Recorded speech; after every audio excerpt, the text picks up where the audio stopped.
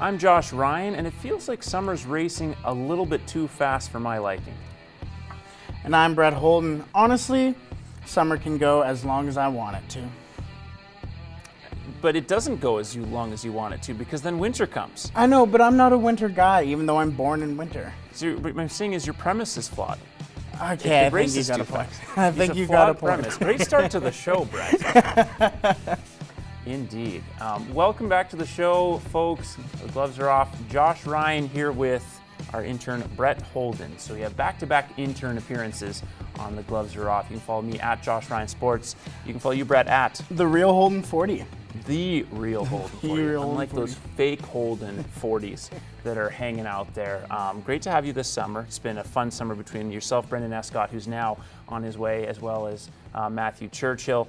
Busy show today, a little bit of local content, some gold medal winners in the area, but we're going to start things off on a mixture of bittersweet, at least for me as a Flames fan. As you can see, we have a little bit of red on set, and the reason we started with red today is because the legend Jarome Iginla retired last week. Official press conference was on Monday. He retires as the Flames' all-time leader in games played, goals scored, as well as power play goals, game-winning goals, and he was also second in assists and third in shorthanded goals all time. As a Flames fan, I have plenty of fond memories. I was a teenager during that magical cup run in 2004, and it was really something living in that area and seeing everyone captured by the run that team had, and he was the spark that got that thing going. A really underrated player for much of his career, and ultimately he will be remembered as one of the all-time greats, but won't deserve quite the credit he's due, I think, because he never won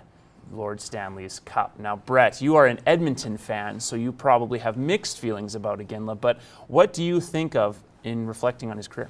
So as I was going to say, as you said, I am an Oilers fan, but he, no matter what, has always been somebody who's just kind of owned the Oilers in some different ways, whether that's, yes, that's true. That's in fights or hitting guys or scoring goals. It doesn't matter for Jarome.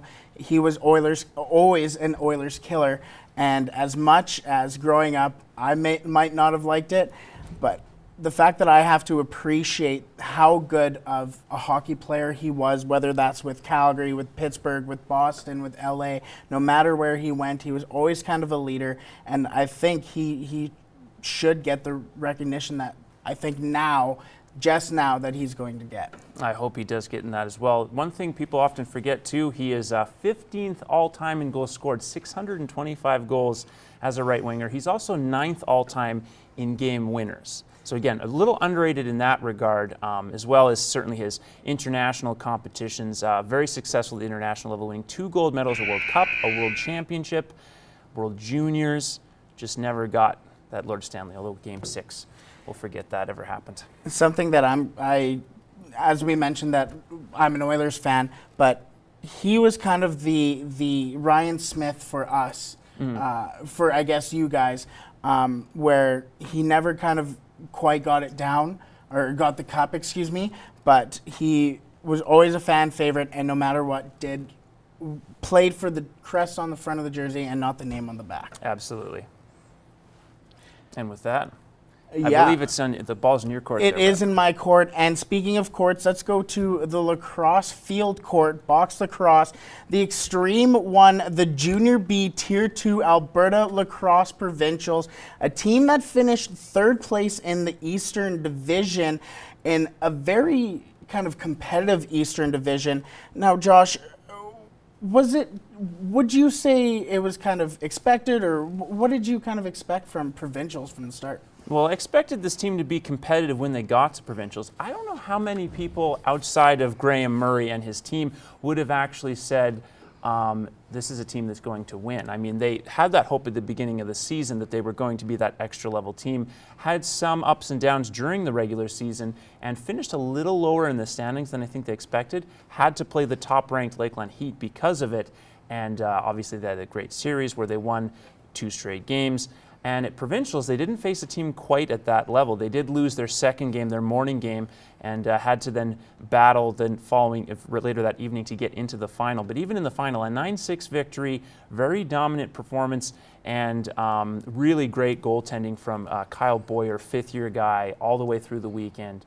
I got the chance to talk to Graham Murray, and he did mention that every single coach came to him and said, man, your goalie is something. For a smaller goaltender to be that successful in lacrosse is something. And again, for a 5 years of not quite being able to get over the hump, it's a real great accomplishment for this team. Maybe a surprise to some people, but not to the guys in the locker room.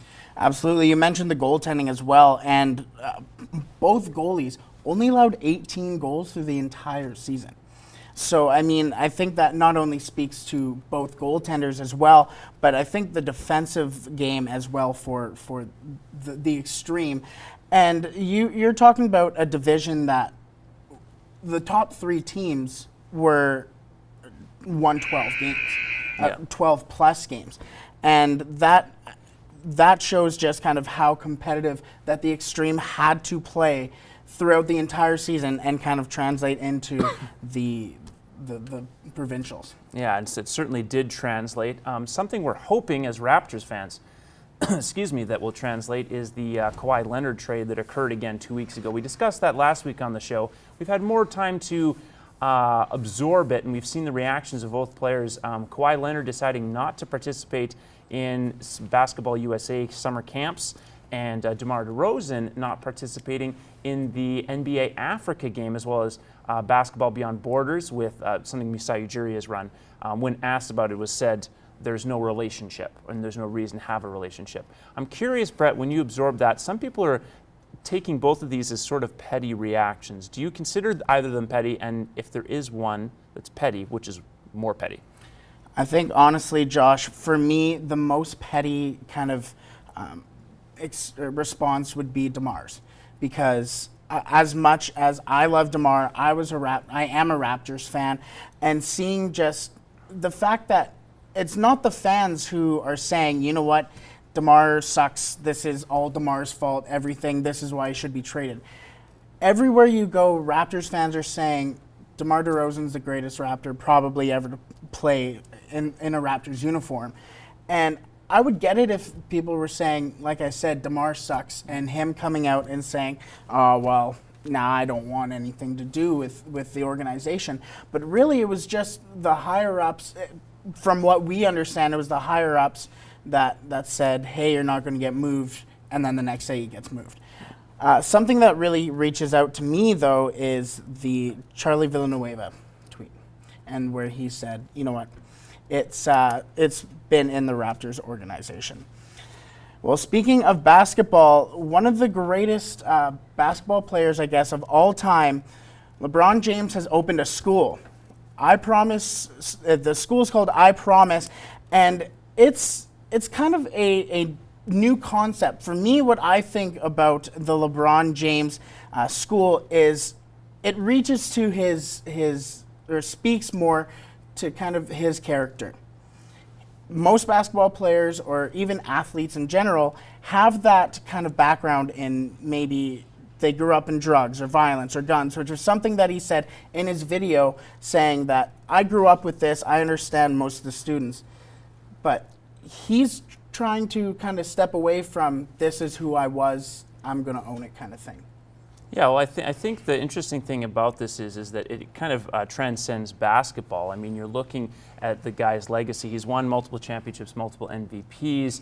He's been a polarizing figure in some regard. Obviously, he comes up in the GOAT conversation all the time with Michael Jordan. I think this is something that ultimately, when people look back at basketball 10, 15 years later, and I say this as someone who's an MJ fan more than a LeBron fan, just purely speaking on basketball, this will hold him in a higher regard than MJ ever was. Not to say that MJ wasn't charitable, because people often forget how charitable he has been over the course of his career. But LeBron's political activism speaks to a lot of people, and this particular venture, helping disenfranchised and kids in need, is something that will affect, it's going to be a positive effect for that community. We don't know the exact extent, obviously, what that effect will be, but to see it come to fruition now from his efforts is really something that I think will, again, transcend his legacy beyond LeBron the basketball player. Yeah, and I think as well, the biggest thing is he married his high school sweetheart. Mm-hmm. He hasn't had a background check or a bad background check other than maybe a parking ticket. Mm-hmm. And I think this really kind of translates into this. Absolutely. You could say that considering all the problems that child stars tend to happen, he's had about as good a career as you can have with the amount of pressure he's had and the tough upbringing he ultimately had, where he was homeless for a chunk of his childhood. Now, switching gears to baseball, Blue Jays fans have mixed feelings after earlier this week. The Blue Jays decided to part ways with Roberto Osuna. Obviously, he's been embroiled in a domestic dispute, accusations of domestic violence, has been serving that suspension, though allowed to play while it was still being investigated in the minors.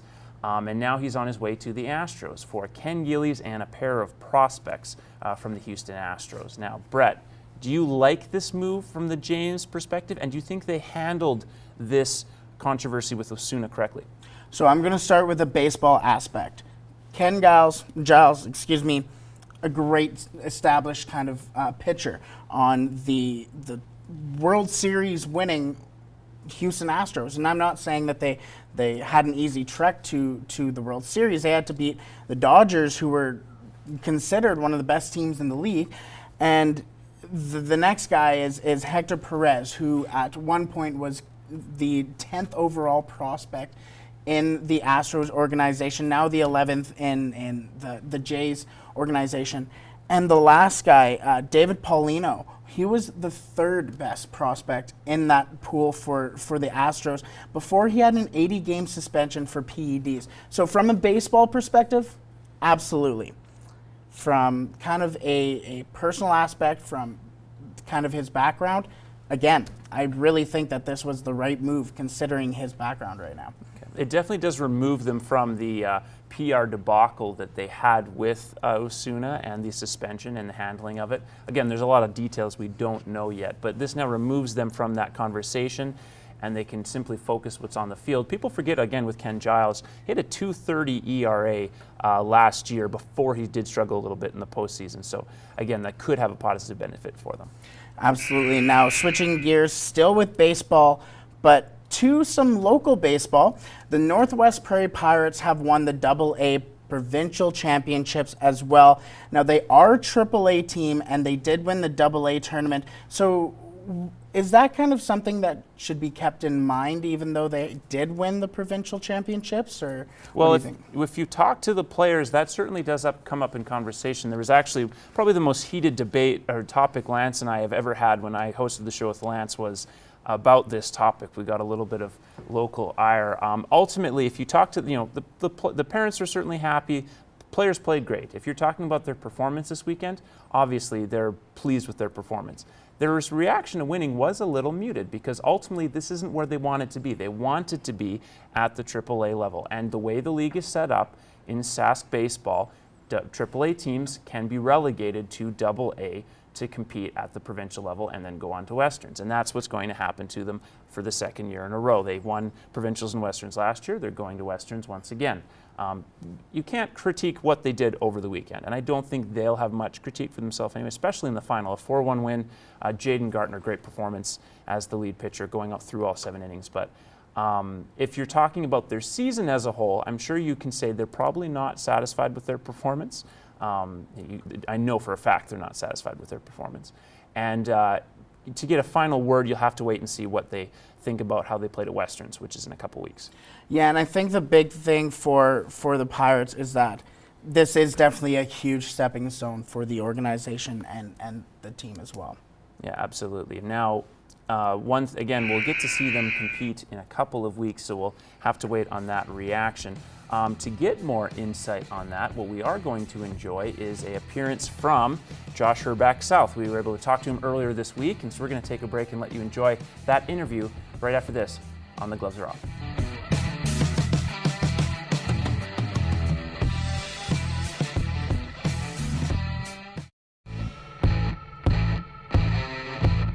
We're back.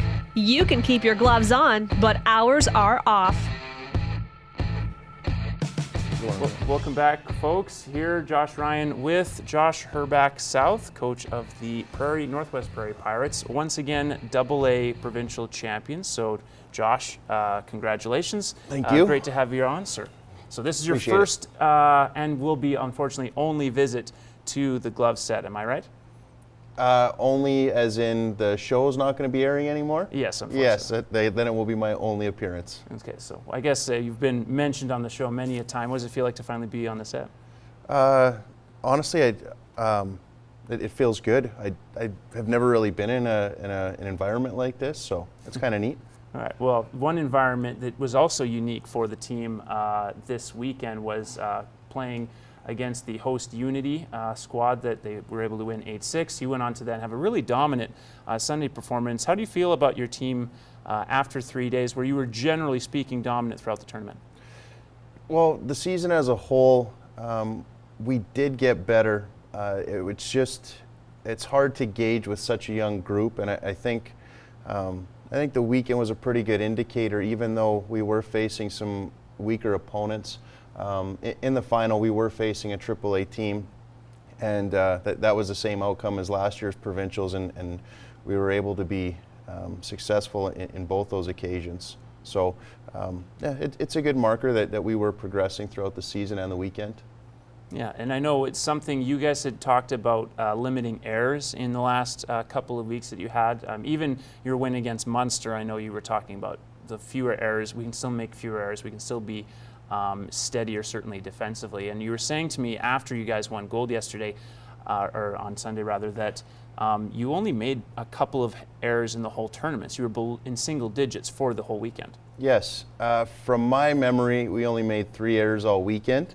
And being a young team, it's going to take some time developing that hitting aspect of baseball, but we will be able to compete if we're able to pitch and play defense, and we did that all weekend. Yeah. So how much of a challenge has that been with this group? It's a younger group certainly than you had last year, and have had basically in your run with the Pirates and with Lloyd Baseball. What's it like to coach that young a group that ultimately has people learning how to become leaders without having leaders to rely on? Right, there's a lot of growing pains. You're not just developing ball players, you're developing young men, and that takes time. It takes lessons on and off the field, and it takes a lot of care, and that's just what we're trying to do here. Fair enough.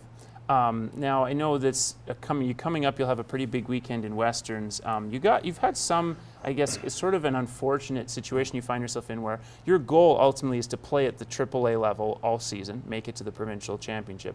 You end up playing in AA, and it's sort of you probably wouldn't refer to it as a no-win, but it can feel like a no-win in terms of, the AA teams aren't happy to see AAA teams, but that's not the term you want to be in the first place. You kind of have to battle both sides of the coin, I guess, from a perspective, I guess. Yes, that's not our choice to go down there and play at that tournament. That's what SBA mandates, but we're also not going to back out of a tournament. I think that would be a far worse move than going and competing and winning. Right. So that's what we're going to do. And the team that actually lost in the AAA finals, that's who we needed to beat the last 2 games of our season. We ended up losing that first game 5-4. Had we won that game and the following game, we would have been in the AAA tournament. Yeah, and that was the Saskatoon Giants. That's the Saskatoon Giants, that's right. Yeah, so that shows you just how close the margin of error is ultimately. That's right. Once we had a goal of making it to the AAA tournament, because once you get there, it's a whole new animal, and basically you play a weekend season, and then you go from there. Yeah. Now, have you ever gotten an explanation, and this is something I've been unable to find from SBA about why it is that AAA teams who don't make the provincial championship at that level are moved down to AA? So this is something that's relatively new, but in terms of a reason of why that is, I don't know. This was happening before I started to get back into coaching and involved with SPBL. So I'm just not 100% certain. I honestly don't have an answer for you. Okay, fair enough. I guess that was a confusion that I know we had some kind of interesting discussion last year about it too, is that it is kind of an odd situation to see a team play at that level for so long and then have to drop down. Though when you go to Westerns, you are ultimately going to see teams a little higher level than the teams you saw this weekend. Certainly. just with the sheer volume of population there, they're going to have more talent, and the further west you go, they get better weather. The nicer the weather, the more you can play baseball. So they do have those benefits. So the AA teams there would be characteristic of some AAA teams here, although SAS baseball winning Canada Cup the past 2 years, baseball is as good as it's ever been here. So that's a reflection of the difficult opponents that we're playing throughout our season as well. Yeah. Why do you think Saskatchewan has become such a big baseball province? I mean, it's always been a big part of the province, but this kind of success, you don't often see them win in other sports. Certainly volleyball, Saskatchewan's on a lower tier. Hockey, they're on a lower tier. Basketball, there's been some great athletes and great teams, but still not usually able to compete with teams from Ontario and Alberta and BC. Why is it that they have been so successful with baseball teams instead? Well, I know Greg Bronze in Saskatoon puts a lot of work in. He's the head of Team Sask, does all the recruiting, does the coaching for that team. There's a lot of academies popping up, just like we do the Bulldogs here now in Lloydminster. And there's a couple in Saskatoon, couple in Regina. And I think there's that availability for athletes to train baseball year-round and hone their skills. And I think that's a big contributor to it. Yeah, and I know a big part of that locally here is the new facility, the vault at Holy Rosary. That has made a big difference for you guys. Yeah, we utilized that all last winter. That's a beautiful place. Yeah, and so to explain maybe to the audience just what a difference that makes in terms of how many hours of practice a player might get, and also the quality of the facility as well, right, compared to others. It's not even so much the hours, it's what you're able to do with a facility like that. You're able to train most aspects of the game with the sheer size of it. Whereas where I used to train when I was young, we used to train in basically an old recycling facility, and we used to throw next to a tower of stinky milk jugs. Oh, wow. So that's what we did in order to play, and then we graduated to an elementary school gym, which still limited us to just throwing and pitching, where there you've got 2 cages, a major league size infield. You can work on pop flies, ground balls, you name it. Okay, and that also, I guess, ultimately frees up other programs, because now you don't have to use the Service Sports Center per se, and that allows someone else to use that, and you're only really competing, I guess, with football to train in the vault, correct? Yeah, well, I wouldn't say we're competing with them, but since it is a Holy Rosary building, they would get first dibs. Okay. But we've been treated pretty well there. Fair enough. And is there anything you're looking forward to? Because again, you also run the baseball academy here. Is there anything you were hoping to add to the off-season training regimen for athletes, or more camps you want to run, more programs you want to run? We'll continue to add things as we go forward here, but it's basically just a numbers game. So within the first year, each quarter, we grew with students and enrollment. And this year, we're hoping kind of to start where we left off, and we're looking like that's going to be the case. So the more numbers we have, the more intricate of programs we're able to offer. Okay, and I'll get you out on this note. Obviously, heading off to Westerns in 2 weeks, correct? Weekend of the 17th and 18th. Oh, so a couple of weeks then. What's the feeling going into that? What are you going to be working on going into those tournaments, and what kind of competition do you expect to see? We'll see some competition. There'll be good baseball there, but we're not going to change our approach. The approach has been the same all year to get better, and it kind of varies, deviates from week to week, but we need to have a strong focus on maintaining our defense and pitching, and getting our bats going. Fair enough. And pitching obviously was very huge for you this weekend. I know Jaden Gartner playing excellently in that final. Is he going to need to do that again, likely for you to win at Westerns? Absolutely. So I was just checking stats last night, because we won the finals 4-1. And I was certain we had won Westerns 4-1. I looked it up, we did, and we won provincials last year 4-1 as well. So every finals he's pitched, that final score has been 4-1. It's safe to say you'll miss him next year then when he's gone, hey? 100%. Yeah, that's understandable. Now again, thank you, Josh, for coming into studio. I'm sorry we only got to do this once, as the show will be taking off soon, but it was a pleasure. Appreciate it. Best of luck in a couple of weeks. And folks, make sure you stick around, because head coach Graham Murray of the Lloydminster Xtreme is in next. Stick with us on The Gloves Are Off.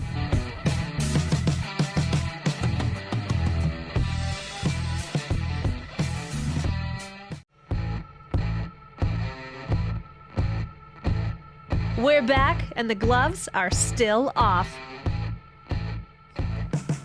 And welcome back again, Glovers. Josh here with Graham Murray, now champion Graham Murray of the Lloydminster Xtreme. Congratulations. Thank you very much. Great to have you back one last time in the studio. Right. How does it feel to have won the Tier 2 championship in Alberta? It feels fantastic. Over the 5 years, it's been a bit of a grind, and we had some failures and some. It's finally good to have some success at the end and to win that championship with the guys we had. It was phenomenal. I couldn't be happier about it. Yeah, almost the timeline seems similar actually to not quite the same, but similar to the Washington Capitals timeline with Alexander Ovechkin, where there's a lot of first round, second round exits. Yeah.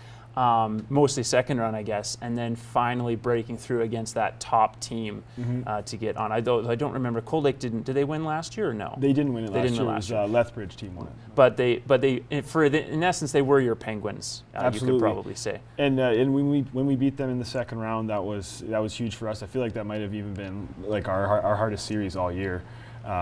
And that was pretty much the championship, I think. If we don't win that, we're obviously not going on. But I think Cold Lake would have won the championship had it not been us. That's so. I mean, you guys were the only team to beat them all season as well, correct? Yeah, they were a very good team. They were stacked with a lot of vet guys that caused us a lot of problems. But extremely happy that we got by them, and then to win the tournament this weekend was just outstanding. So now let's talk about that win. So it's the first time you guys had played 4 games in 3 days.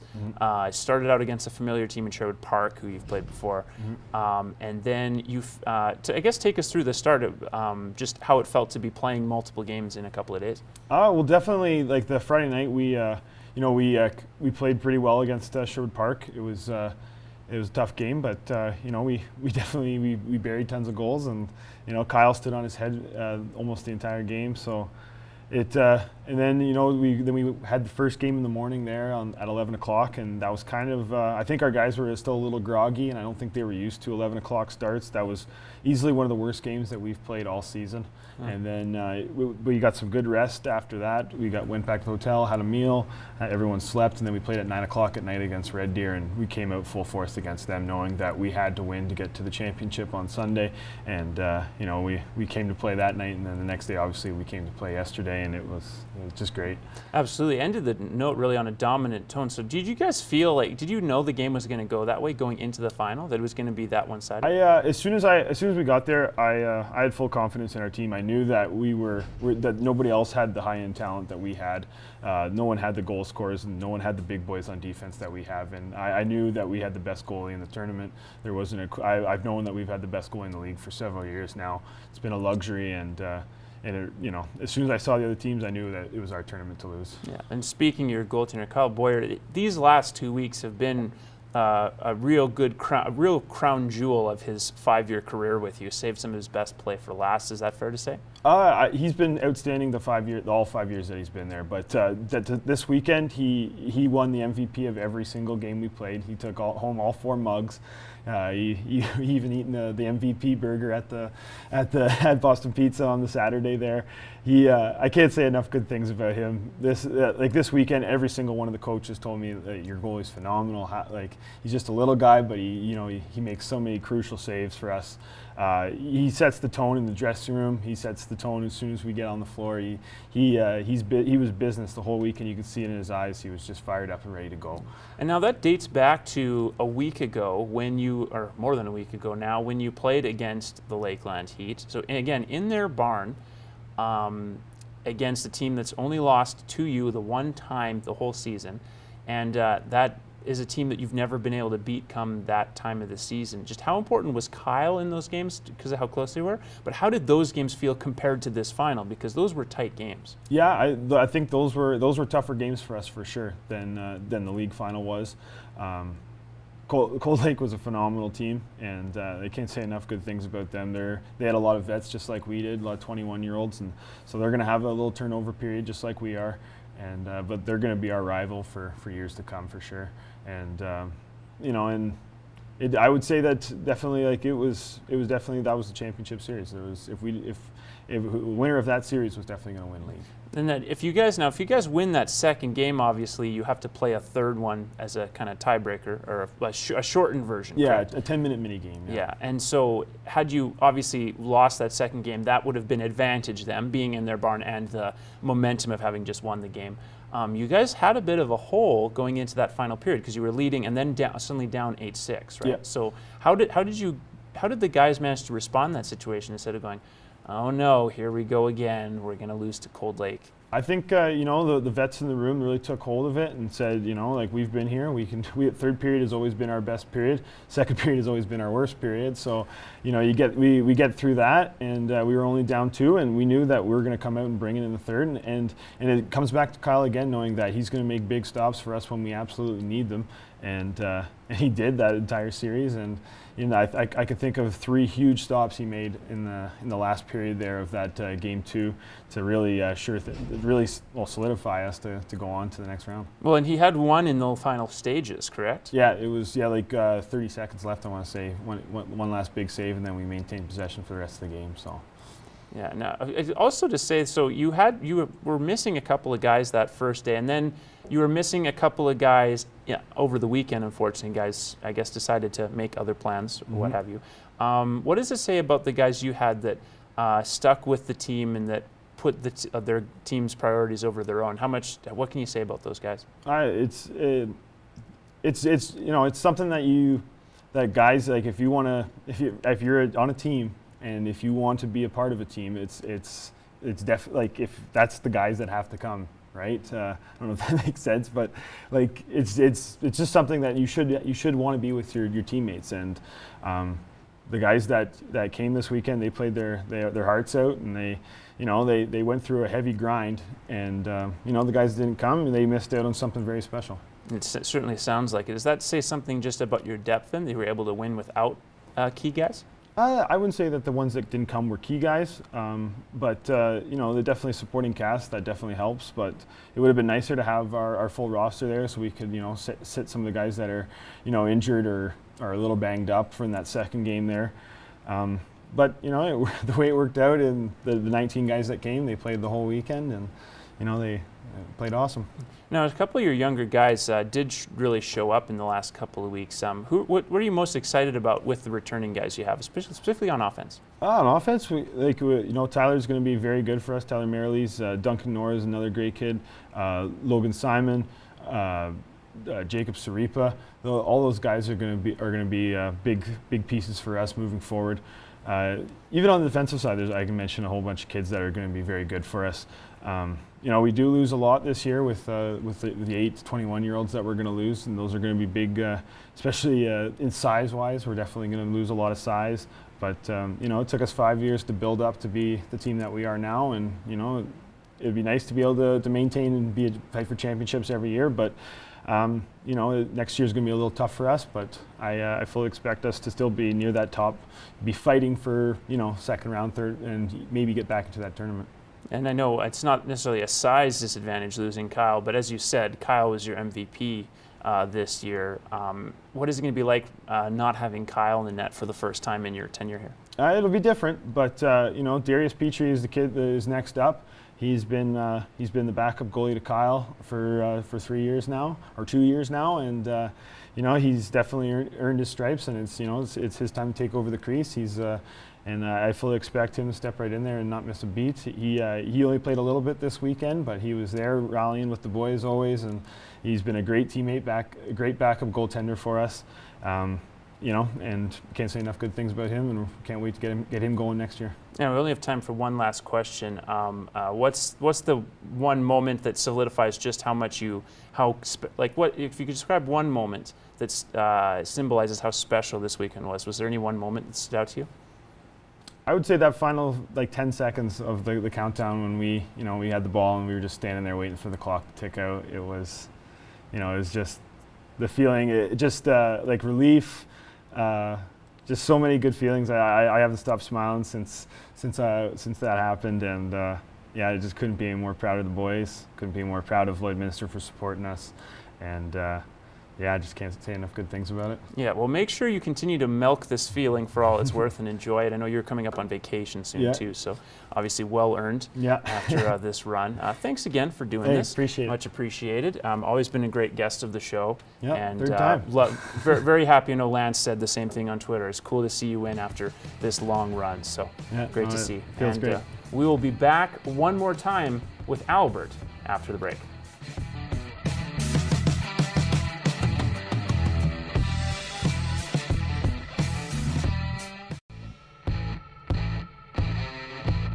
We're back. You can keep your gloves on, but ours are off.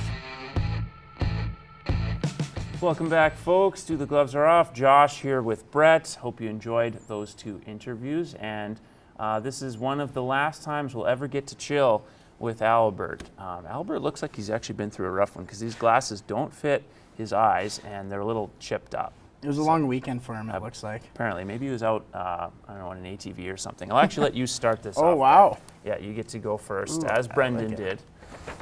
Your first and only time you're doing the show. All right, so this one is from What He Looks Like on Twitter. Dan Le Batard looks like the World Series of Poker. And I think, honestly, he doesn't look like he's winning. Dan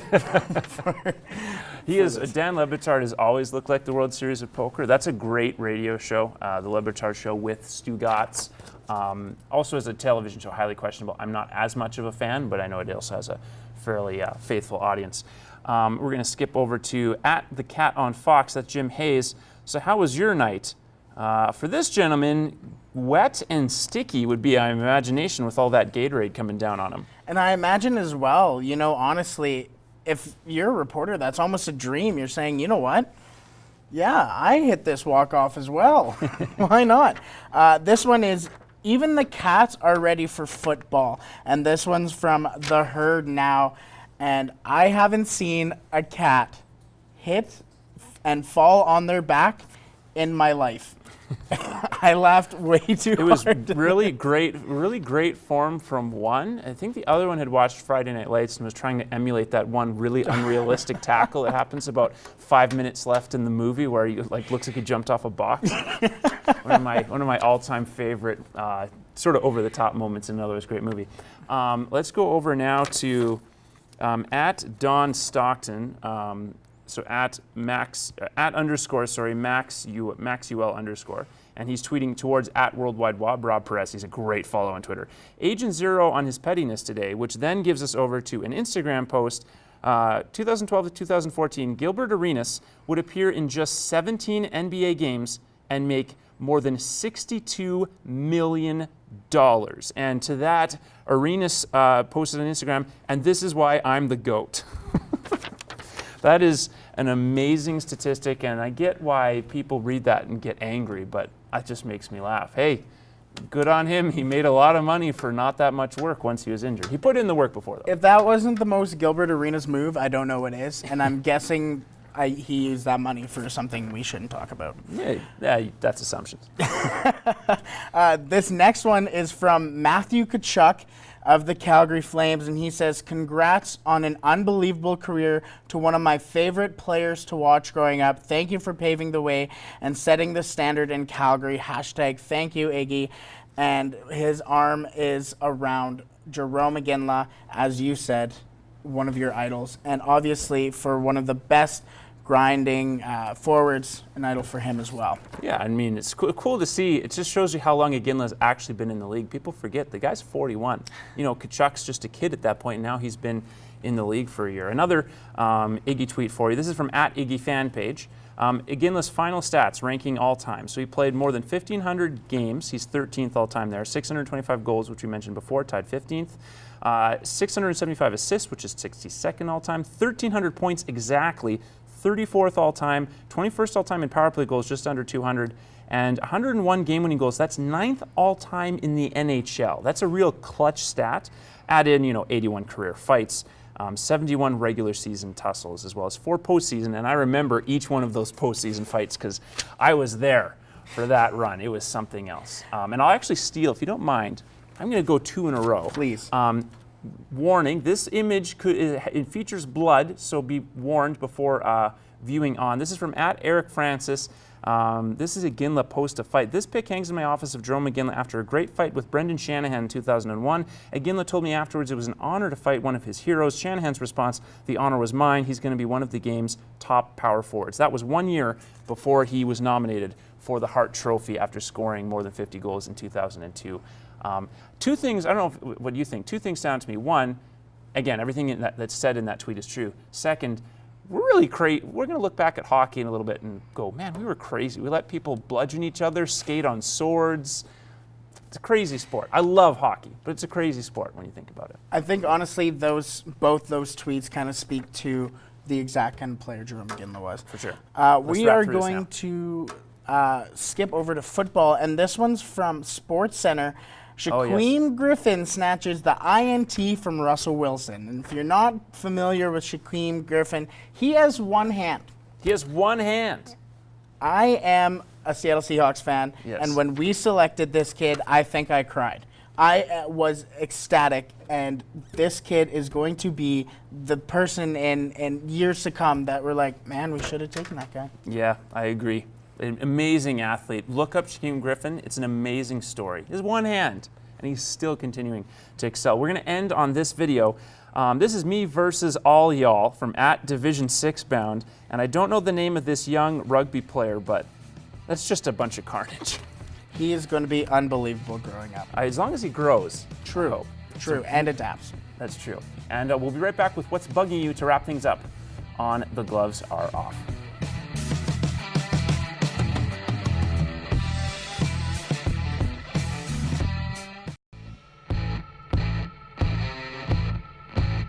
If you can't score, you might as well drop the gloves. Welcome back one more time to The Gloves Are Off. Josh, Brett, and we haven't used what's bugging you in a little while. I know Chris and Lance weren't going to use that when they were leaving for focus on the positive side of things, but something's been bugging you, so go ahead. This is what's been bugging me.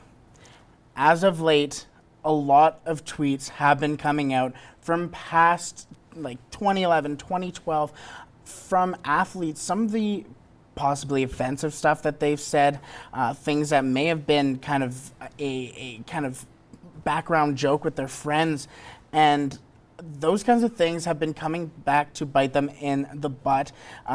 People like Josh Allen, whose draft stock almost plummeted because of some of his tweets that he kind of came out with. Sean Newcomb, after his almost a perfect game and one strike away from a no-hitter, and just somebody has to take that away from him because of some past tweets of him in high school and junior high. Josh Hader's another guy who comes to mind. Laramie Tunsil, who was supposed to be a top 5 draft pick, lost millions of dollars because of a video of him, and to be fair, it was him ripping some marijuana out of a bong. But honestly, this kind of stuff should stop. I am a different person from the person I was even last year, and things were different from when these guys were in junior high and high school. And honestly, I think this kind of stuff, I understand people are going to find it, but the backlash that people are getting and having from this kind of stuff is really bugging me.